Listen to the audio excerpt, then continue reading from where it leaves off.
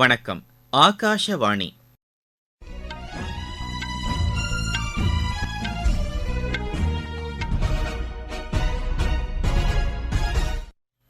செய்திகள் வாசிப்பவர் மணி துரைசாமி. தலைப்புச் செய்திகள்: மத்திய உள்துறை அமைச்சர் திரு அமித் ஷா புதுதில்லியில் நடைபெற்று வரும் காமன்வெல்த் நாடுகளின் அரசு வழக்கறிஞர்கள் உச்சி மாநாட்டில் இன்று நிறைவு உரை ஆற்றுகிறார். நாட்டு மக்கள் அனைவருக்கும் குறைந்த செலவில் உயரிய சிகிச்சை கிடைப்பதை உறுதி செய்வதற்காக பல்வேறு திட்டங்கள் செயல்படுத்தப்பட்டு வருவதாக மத்திய அரசு கூறியுள்ளது. நாட்டின் ஒற்றுமைக்கு எதிராக செயல்படுபவர்கள் மீது தேசிய புலனாய்வு அமைப்பு நடவடிக்கை எடுத்து வருவதாக மத்திய இணையமைச்சர் திரு எல் முருகன் கூறியுள்ளார். ஹிமாச்சல பிரதேசத்தில் உள்ள வாசனை திரவிய தொழிற்சாலையில் நேரிட்ட தீ விபத்தில் 5 பேர் உயிரிழந்தனர். அமெரிக்காவில் நடைபெற்ற சர்வதேச வில்வித்தை போட்டியில் இந்தியாவின் ஓஜாஸ் டியோட்டேல் பட்டம் வென்றார். இனி விரிவான செய்திகள். காமன்வெல்த் நாடுகளின் அரசு வழக்கறிஞர்கள் பங்கேற்றுள்ள உச்சி மாநாட்டில் மத்திய உள்துறை அமைச்சர் திரு அமித் ஷா இன்று நிறைவு உரை ஆற்றுகிறார். புதுதில்லியில் நடைபெற்று வரும் இந்த உச்சி மாநாட்டில் சட்டத்துறை எதிர்கொண்டுள்ள சவால்கள் குறித்தும் அதற்கு தீர்வு காண்பதற்கான அம்சங்கள் குறித்தும் விவாதிக்கப்பட்டு வருகிறது. நாட்டு மக்கள் அனைவருக்கும் குறைந்த செலவில் உயரிய சிகிச்சை கிடைக்க வேண்டும் என்ற நோக்கில் மத்திய அரசு செயல்பட்டு வருவதாக சுகாதாரத்துறை அமைச்சர் திரு மன்சுக் மாண்டவியா கூறியுள்ளார். ராஜஸ்தான் மாநிலம் ஜோத்பூரில் நடைபெற்ற எய்ம்ஸ் பட்டமளிப்பு விழாவில் கலந்து கொண்டு அவர் உரையாற்றினார். மருத்துவ கட்டமைப்பு வசதிகளை மேம்படுத்துவதற்காக மத்திய அரசு மேற்கொண்டு வரும் நடவடிக்கைகளை அவர் பட்டியலிட்டார். இந்த நிகழ்ச்சியிலும் கூட காணொலி வாயிலாக பல்வேறு மருத்துவ திட்டங்கள் தொடங்கி வைக்கப்பட்டிருப்பதை அவர் சுட்டிக்காட்டினார். தொலைதூர பகுதிகளுக்கு மருத்துவ வசதிகள் கிடைக்க வேண்டும் என்ற அடிப்படையில் தொலைபேசி வழி மருத்துவ சேவை அறிமுகப்படுத்தப்பட்டதாகவும் அமைச்சர் தெரிவித்தார். இதற்கிடையே தில்லி எய்ம்ஸ் மருத்துவமனையில் ஆயுஷ்மான் பாரத் திட்டத்தின் கீழ் பயனாளிகளுக்கு சேவை வழங்குவதற்கென 24 மணி நேரமும் செயல்படும் சிறப்பு பிரிவுகள் ஏற்படுத்தப்பட இருப்பதாக அதன் இயக்குநர் டாக்டர் ஸ்ரீனிவாஸ் கூறியுள்ளார். அடுத்த மாத இறுதிக்குள் தில்லி எய்ம்ஸ் மருத்துவமனையில் உள்ள அனைத்து வளாகங்களிலும் இந்த பிரிவு செயல்பாட்டில் இருக்கும் என்று அவர் கூறினார்.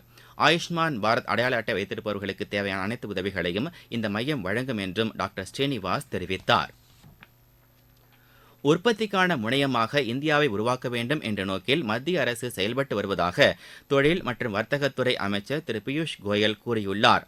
மத்திய அரசின் உற்பத்தியுடன் இணைந்த ஊக்கத்தொகை வழங்கும் திட்ட பயனாளிகளுடன் புதுதில்லியில் கலந்துரையாடலில் அவர் இவ்வாறு கூறினார். உற்பத்தித் துறையின் வளர்ச்சிக்கான இலக்குகளை எட்டுவதற்கு அரசுடன் இணைந்து துணை நிறுவனங்களும் செயல்பட வேண்டும் என்று அவர் கேட்டுக் கொண்டார். உற்பத்தித் துறையின் வளர்ச்சிக்கு உத்தேகம் அளிக்கும் வகையில் ஊக்கத்தொகை வழங்கும் திட்டம் செயல்படுத்தப்பட்டு வருவதாகவும் திரு பியூஷ் கோயல் கூறினார். நாட்டின் ஒற்றுமைக்கு எதிராக செயல்படுபவர்கள் மீது தேசிய புலனாய்வு அமைப்பு நடவடிக்கை எடுத்து வருவதாக மத்திய இணையமைச்சர் திரு எல் முருகன் கூறியுள்ளார். கோவையில் இன்று செய்தியாளர்களிடம் பேசுகையில் அவர் இவ்வாறு கூறினார்.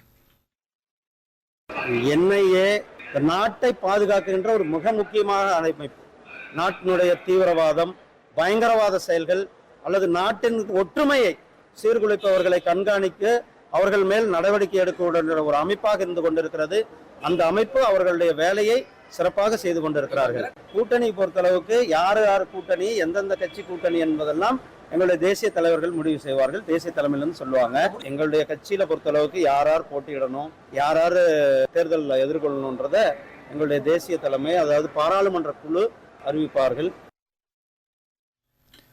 தில்லி முதலமைச்சர் திரு அரவிந்த் கெஜ்ரிவால் மதுபான கொள்கை முறைகேடு தொடர்பான வழக்கில் விசாரணைக்கு ஆஜராகவில்லை என்று அமலாக்கத்துறை தில்லி நீதிமன்றத்தில் முறையிட்டுள்ளது.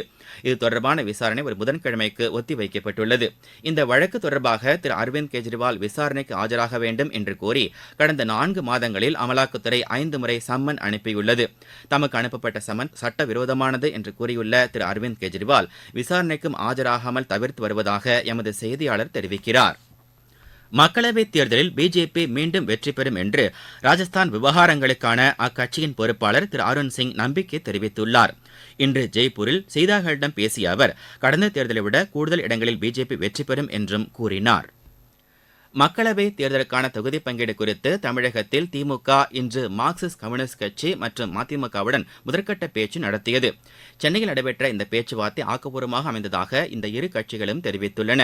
இதற்கிடையே அஇஅதிமுகவின் தேர்தல் அறிக்கை குழுவும் இன்று சென்னையில் கூடி ஆலோசனை மேற்கொண்டது. நீங்கள் கேட்டுக்கொண்டிருப்பது ஆகாஷவாணியின் செய்தி அறிக்கை. மத்திய அரசின் இடைக்கால பட்ஜெட்டிற்கு பல்வேறு தரப்பினர் வரவேற்பு தெரிவித்துள்ளனர். புற்றுநோய் விழிப்புணர்வு தினம் இன்று கடைபிடிக்கப்பட்டு வரும் நிலையில் கர்ப்பப்பை வாய் புற்றுநோய்க்கான தடுப்பூசி இலவசமாக நிறுத்தப்படும் என்ற அறிவிப்பு பட்ஜெட்டில் இடம்பெற்றிருப்பது வரவேற்கத்தக்கது என்று தமிழகத்தின் தருமபுரி மாவட்டத்தில் உள்ள அரசு மருத்துவக் கல்லூரியின் துணை முதல்வர் டாக்டர் சாந்தி எமது செய்தியாளரிடம் தெரிவித்தார். பெண்கள் இறப்பிற்கு இரண்டாவது காரணமாக இருக்கக்கூடிய கர்ப்பப்பை வாய் புற்றுநோய் சர்வைக்கல் கேன்சர் என்பது ஒரு வகையான வைரஸ் கிருமியினால் ஏற்படுகிறது. ஹியூமன் பேப்பிலோமா வைரஸ் என்பது அதன் பெயராகும். இந்த கர்ப்பப்பை புற்றுநோய் என்பது தற்பொழுது தடுக்கக்கூடிய ஒன்றாக உள்ளது. இந்த புற்றுநோயிலிருந்து நம்மளை இரு முறைகளில் பாதுகாத்து கொள்ளலாம். சர்வைக்கல் ஸ்கிரீனிங் மூலமாகவும் இந்த ஹியூமன் பேப்பிலோமா வைரஸ்க்கான தடுப்பூசியை செலுத்திக் கொள்வது மூலமாகவும் இந்த கேன்சரிலிருந்து நம்மளை பாதுகாத்து கொள்ளலாம். இந்த வேக்சினேஷன் என்பது 9 வயதிலிருந்து 14 வயது வரை இருக்கும் பெண் குழந்தைகளுக்கு செலுத்திக் கொள்ளலாம். ஸ்கிரீனிங் ப்ரோக்ராம் என்பது 30 வயதில் இருக்கும் பெண்களுக்கு இந்த விஷுவல் ஸ்கிரீனிங் ப்ரோக்ராமை நமது அரசு மருத்துவமனைகளில் செய்து கொள்ளலாம். ஆயுஷ்மான் பாரத் திட்டத்தின் பலன்கள் அங்கன்வாடி பணியாளர்களுக்கு நீட்டிக்கப்படும் என்ற மத்திய அரசின் அறிவிப்பு வரவேற்கத்தக்கது என்று திருப்பத்தூர் மாவட்டத்தைச் சேர்ந்த அங்கன்வாடி பணியாளர்கள் தெரிவித்தனர். எங்களிடம் குழந்தைங்க பிறந்ததிலிருந்து 6 வயசு வரைக்கும் பயனாளிகளை நாங்கள் பாதுகாத்து வருகிறோம். கர்ப்பிணிகளுக்கும் பாலூட்டும் தாய்மார்களுக்கும் ஒவ்வொரு மாதமும் 2 முறை மீட்டிங் வைத்து அவங்களுக்கு நல்லபடியாக ஹெல்த் கேர் கொடுத்து எல்லாமே பாதுகாத்து வருகிறோம்.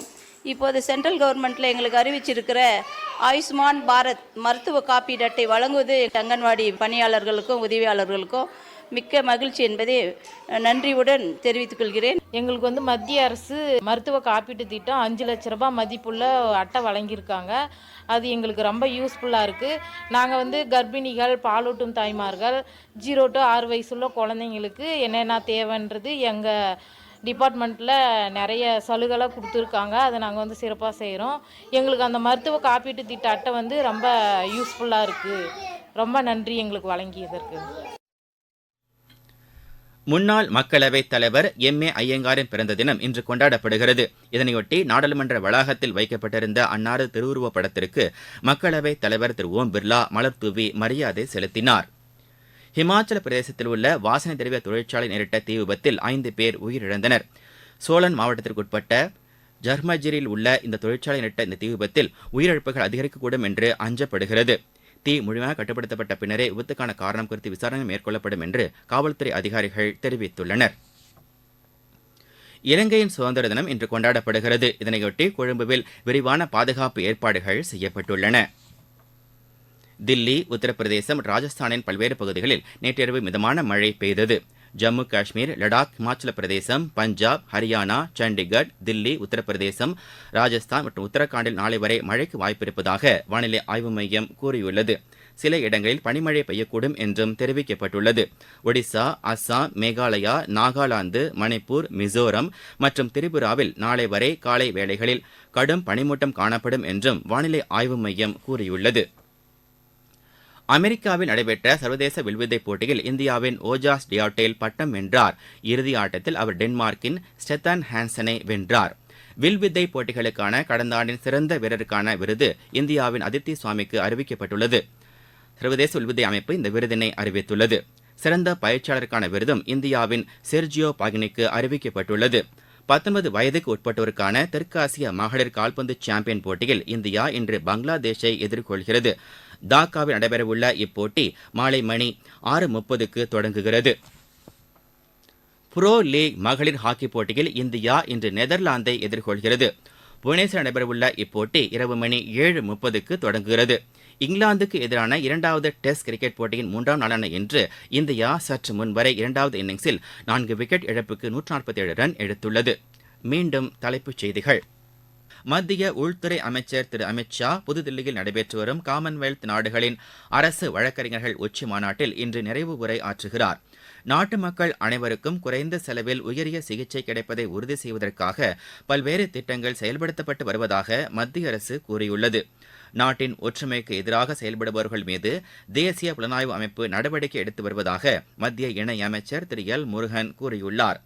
ஹிமாச்சல பிரதேசத்தில் உள்ள வாசனை திரவிய தொழிற்சாலை நேரிட்ட தீ விபத்தில் 5 பேர் உயிரிழந்தனர்.